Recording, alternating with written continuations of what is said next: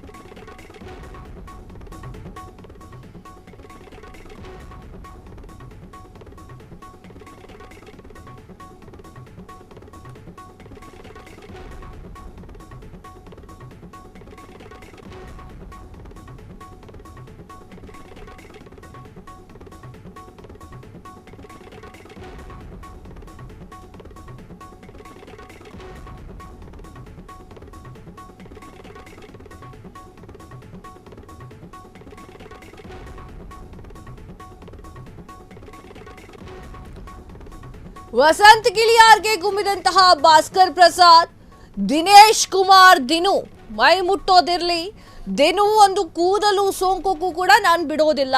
ನನ್ನ ಹೆತ್ತ ತಾಯಿ ಆಣೆ, ಅಂಬೇಡ್ಕರ್ ಮೇಲಾಣೆ, ಯಾಕಾದ್ರೂ ಹುಟ್ಟಿದ್ನೋ ಅನ್ನಿಸಬೇಕು, ಹಂಗೆ ಮಾಡ್ತೀನಿ. ದಿನೇಶ್ ಕುಮಾರ್ ದಿನುಗೆ ಏನಾದ್ರೂ ಹೆಚ್ಚು ಕಮ್ಮಿ ಆದ್ರೆ ಹುಷಾರ್, ನನ್ನನ್ನ ದಾಟಿಕೊಂಡೇ ದಿನೇಶ್ ಕುಮಾರ್ ದಿನು ಬಳಿ ಹೋಗಬೇಕು. ವಸಂತ ಗಿಳಿಯಾರ್ಗೆ ಭಾಸ್ಕರ್ ಪ್ರಸಾದ್ ಓಪನ್ ವಾರ್ನಿಂಗ್. ಇದು ಎಚ್ಚರಿಕೆ ಅಲ್ಲ, ಮನವಿ ಗೆಳೆಯ ಅಂತ ಹೇಳಿ ಭಾಸ್ಕರ್ ಪ್ರಸಾದ್ ಹೇಳಿರುವಂಥದ್ದು. ಗೆಳೆಯ ಅಂತ ಹೇಳ್ತಲೇ ಗುಮ್ಮಿದಂತಹ ಭಾಸ್ಕರ್ ಪ್ರಸಾದ್ ಧರ್ಮಸ್ಥಳ ದೂರುದಾರ ಚಿನ್ನಯ್ಯನ ಸಂದರ್ಶನ ನಡೆಸಿದ್ದ ದಿನು ದಿ ಟಾಕ್ ಯೂಟ್ಯೂಬ್ ಚಾನೆಲ್ನಲ್ಲಿ ಸಂದರ್ಶನವನ್ನು ನಡೆಸಿದ್ದಂತಹ ದಿನು ದಿನೇಶ್ ಕುಮಾರ್ ದಿನು ವಿರುದ್ಧ ಟೀಕಿಸಿದ್ದಂತಹ ವಸಂತ ಗಿಳಿಯಾರ್ ಫೇಸ್ಬುಕ್ ಲೈವ್ ಬಂದು ಭಾಸ್ಕರ್ ಪ್ರಸಾದ್ ಕೆಂಡಾಮಂಡಲರಾಗಿದ್ದಾರೆ. ದಿನೇಶ್ ಕುಮಾರ್ ದಿನೂ ಸಹೋದರರಾಗಿರುವಂತಹ ಭಾಸ್ಕರ್ ಪ್ರಸಾದ್ ಏನ್ ಹೇಳಿದ್ರು ನೋಡ್ಕೊಂಡು ಬರೋಣ. ಫಸ್ಟ್, ನನಗೆ ಅದಕ್ಕೆ ಟೈಮ್ ಕೊಡೋಕೆ ನನ್ನ ಕೈಲಿ ಸಾಧ್ಯ ಇಲ್ಲ. ಮತ್ತೆ ನಾನೀಗ ಬೀದಿಗಿಳಿದಕ್ಕೆ ನನ್ನ ಮನೆಯವ್ರನ್ನ ಓಲೈಸಬೇಕಾಗಿದೆ. ಯಾಕಂದ್ರೆ ತಿಂಗಳಗಟ್ಟಲೆ ಮನೆ ಬಿಡ್ತೀನಿ, ಮತ್ತೆ ಮನೆ ಬಿಡ್ತೀನಿ ಅಂತಂದ್ರೆ ಬಿಡ್ತಾರ? ನನಗೆ ನನ್ನ ಹೆಂಡತಿ ಬಿಡ್ತಾಳ? ನನ್ನ ಮಕ್ಕಳು ಬಿಡ್ತಾರ? ದಿನೇಶ್ ಕುಮಾರ್ ದಿನು ಅವರ ವಿಚಾರಕ್ಕೆ ಸಂಬಂಧಪಟ್ಟಂತೆ ಅವನು ಯಾರೋ ದಿನು ಅನ್ನೋ ನೋಡಿ ಬ್ಯಾಟಿಂಗ್ ಮಾಡೋಣ ಅನ್ನೋಂಥ ಮಾತನ್ನ ನೀವು ಹೇಳಿದಿರಿ. ಬಹಳ ಸಂಕಟದಿಂದ ಈ ಮಾತು ಹೇಳ್ತಾ ಇದ್ದೀನಿ. ಅವನು ಯಾರೋ ದಿನೇಶ್ ಕುಮಾರ್ ದಿನು ಅಂತ ನೀವು ಕೇಳಿದಿರಲ್ಲ, ದಿನೇಶ್ ಕುಮಾರ್ ದಿನು ಬೇರೆ ಯಾರು ಅಲ್ಲ, ನನ್ನ ಅಣ್ಣ. ಬಹುಶಃ ನಿಮ್ಗೆ ಗೊತ್ತಿಲ್ಲ, ಅಥವಾ ನನಗೂ ಅವ್ರಿಗಿರೋ ಸಂಬಂಧ ನಾವು ಪಬ್ಲಿಕ್ ಅಲ್ಲಿ ತುಂಬಾ ಕಾಣಿಸ್ಕೊಳ್ಳೋದೇ ಇಲ್ಲ ಇತ್ತೀಚೆಗೆ. ಮುಂಚೆ ಯಾವಾಗಲೂ ಜೊತೆಲಿ ಇರ್ತಿದ್ವಿ. ಈಗ ನಂದೇ ಆದಂತ ಒಂದು ಕೆಲಸ ನಡೀತದೆ, ಅವ್ರದ್ದಾದ ಒಂದು ಕೆಲಸ ನಡೀತದೆ. ಮತ್ತೆ ನಾವಿಬ್ರು ಕಿತ್ತಾಡ್ತೀವಿ, ಬೇರೆ ಬೇರೆ ವಿಚಾರಗಳಿಗೆ, ಸಿದ್ಧಾಂತಕ್ಕೆ, ಪಕ್ಷದ ವಿಚಾರಕ್ಕೆ ಕಿತ್ತಾಡ್ತೀವಿ, ಪ್ರೀತಿ. ಹಂಗಾಗಿ ನಿಮ್ಗೆ ಬಹುಶಃ ನನಗೂ ಅವ್ರಿಗಿರೋ ಸಂಬಂಧ ಏನು ಅಂತ ನಿಮ್ಗೆ ಗೊತ್ತಾಗಿಲ್ಲ ಅನ್ಸುತ್ತೆ. ಮಾತಾಡಿದೀನಿ, ನಾನೇನು ಅದ್ರ ಬಗ್ಗೆ ದೊಡ್ಡದಾಗಿ ಬೆಳೆಸಕ್ ಹೋಗಲ್ಲ. ಬಟ್ ಈಗ ನಾನು ನಿಮ್ ಗಮನಕ್ಕೆ ತರ್ತಾ ಇದ್ದೀನಿ, ದಿನೇಶ್ ಕುಮಾರ್ ದಿನು ಬೇರೆ ಯಾರು ಅಲ್ಲ, ನನ್ನ ಸ್ವಂತ ಅಣ್ಣ. ಗೆಳೆಯರವ್ರೆ, ಯಾವ ಸ್ಥಿತಿನಲ್ಲಿ, ಯಾವ ಮೆಂಟಾಲಿಟಿ ನಾನು ಇಲ್ಲಿ ಕೂತಿದ್ದೀನಿ ಅಂತ ಬಹುಶಃ ಬೇರೆಯವ್ರಿಗೆ ಅರ್ಥ ಆಗಲ್ಲ, ಅದು ನನಗೆ ಮಾತ್ರ ಗೊತ್ತಾಗ್ತದೆ. ಸ್ವಲ್ಪ ನಾನು ಈಗ ನನ್ನ ತಾಳ್ಮೆ ಮಿತಿನ ಕಳ್ಕೊಂಡ್ರು ಕೂಡ ನಾನು ಏನ್ ಮಾತಾಡ್ಬಿಡ್ತೀನೋ ನನಗೆ ಗೊತ್ತಿಲ್ಲ, ಹಂಗಾಗ್ಬಿಟ್ಟಿದೆ. ಬಟ್ ತುಂಬಾ ಕಂಟ್ರೋಲ್ ಆಗಿ ನನ್ನ ಆ ಪ್ರಜ್ಞೆಯನ್ನ ನನ್ನ ಕೈಯಲ್ಲಿ ಇಟ್ಕೊಂಡಿದ್ದೀನಿ. ಗೆಳೆಯರವರೇ, ಒಂದು ಮಾತನ್ನ ಹೇಳ್ತೀನಿ. ದಿನೇಶ್ ಕುಮಾರ್ ದಿನು ಅವ್ರಿಗೆ ಬ್ಯಾಟಿಂಗ್ ಮಾಡೋದಿರಲಿ, ಅವ್ರನ್ನ ಟಚ್ ಮಾಡೋದಿರಲಿ, ನನ್ನ ತಾಯಿ ಮೇಲೆ ಆಣೆ ಮಾಡಿ ಹೇಳ್ತಾ ಇದ್ದೀನಿ, ಬಾಬಾ ಸಾಹೇಬ್ ಅಂಬೇಡ್ಕರ್ ಅವರ ಪಾದ ಸಾಕ್ಷಿಯಾಗಿ ಹೇಳ್ತಾ ಇದ್ದೀನಿ, ಅವ್ರದ್ದು ಒಂದೇ ಒಂದು ಕೂದಲು ಕೊಂಕಿದ್ರು ಕೂಡ ನಾನು ಹೇಳಲ್ಲ. ಒಂದು ಮಾತು ಹೇಳ್ತೀನಿ, ಬಹುಶಃ ಯಾವ್ದಾದ್ರೂ ವಿಚಾರಕ್ಕೆ ನಾನು ಕೈ ಇಟ್ರೆ ಅದು ಯಾವ ಎಕ್ಸ್ಟ್ರೀಮ್ ಲೆವೆಲ್ಗೆ ತಗೊಂಡು ಹೋಗ್ತೀನಿ ಅಂತ ಇಡೀ ಕರ್ನಾಟಕಕ್ಕೆ ಗೊತ್ತಿದೆ.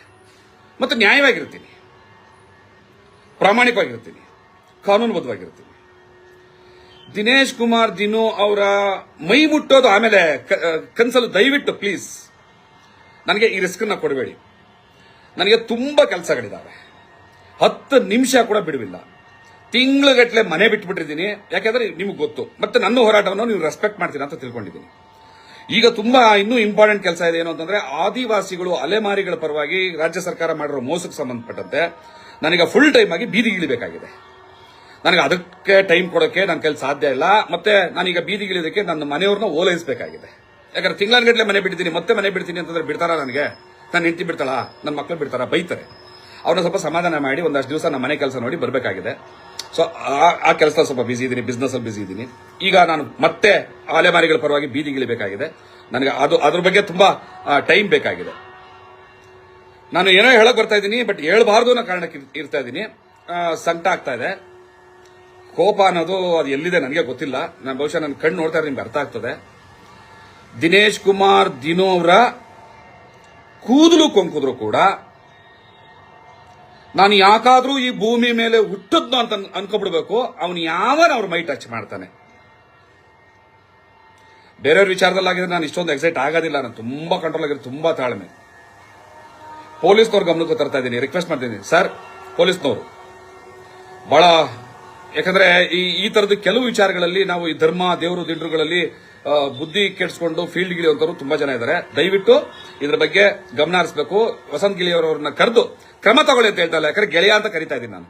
ವಸಂತ್ ಗಿಳಿಯವರವ್ರನ್ನ ಕರೆದು ಅವರಿಗೆ ಸ್ವಲ್ಪ ತಿಳುವಳಿಕೆ ಕೊಡಿ.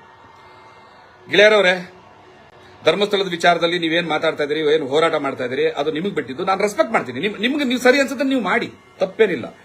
ದಿನೇಶ್ ಕುಮಾರ್ ದಿನೂ ಏನ್ ಮಾಡ್ತಾ ಇದ್ದಾರೆ, ವಿತ್ ಡಾಕ್ಯುಮೆಂಟ್ಸ್, ಅಥೆಂಟಿಕೇಟೆಡ್ ಎವಿಡೆನ್ಸ್ ಇಟ್ಕೊಂಡು ಅವ್ರು ಮಾತಾಡ್ತಾ ಇದ್ದಾರೆ.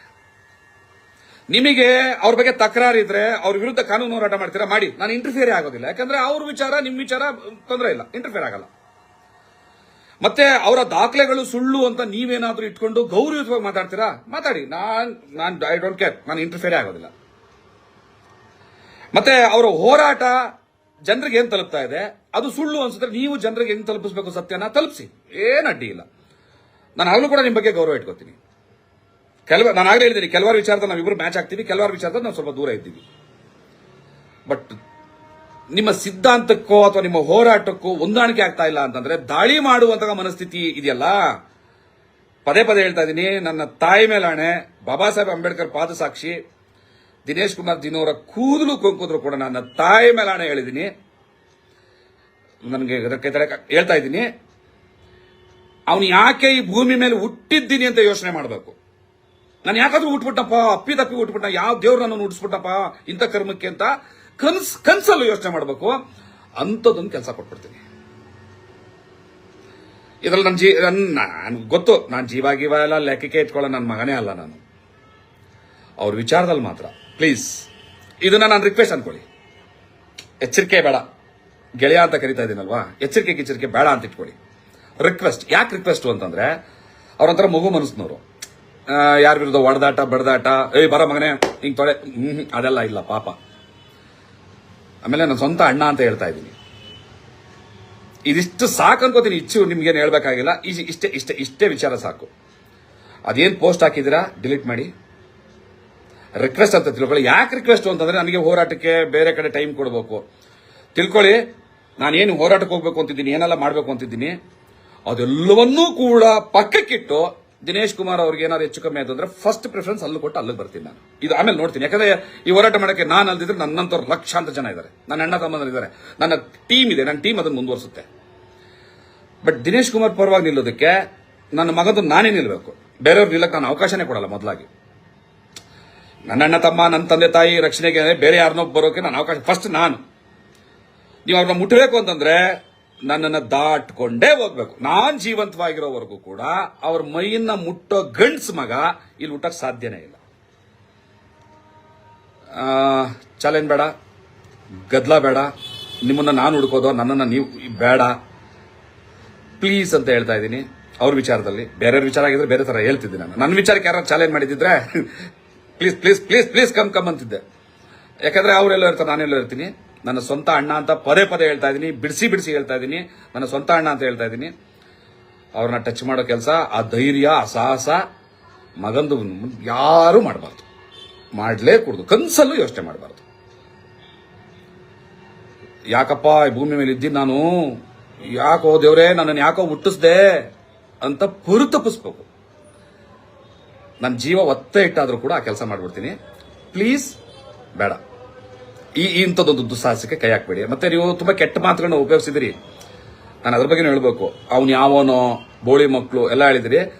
ನಾನು ಯಾಕೆ ಅದನ್ನ ಬಿಡ್ತಾ ಇದ್ದೀರಿ ಅಂತಂದ್ರೆ, ಬಹುಶಃ ದಿನೇಶ್ ಯಾರು ಅಂತ ಗೊತ್ತಿಲ್ಲದೆ ನೀವು ಮಾತಾಡಿದಿರಿ. ಸೊ ಹಂಗಾಗಿ ಎಕ್ಸ್ಕ್ಯೂಸ್ ಇದೆ ಅದಕ್ಕೆ. ಈಗ ಗೊತ್ತಾಯ್ತಲ್ಲ ಯಾರು ಅಂತ.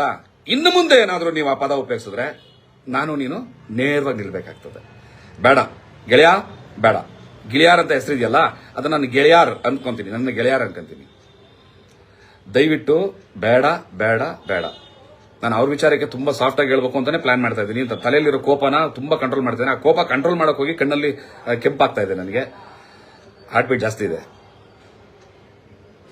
ಬೇಡ ಗೆಳೆಯ, ಫೈನಲ್ ಆಗಿ ನಾನು ಇದನ್ನ ನಿನ್ ರಿಕ್ವೆಸ್ಟ್ ಅಂತ ಹೇಳ್ತಾ ಇದ್ದೀನಿ. ನೀವು ಮಾಡ್ತೀನಿ ಅನ್ಕೊಂಡ್ರೆ ನಾನೇನು ಮಾಡೋಕ್ಕಾಗಲ್ಲ.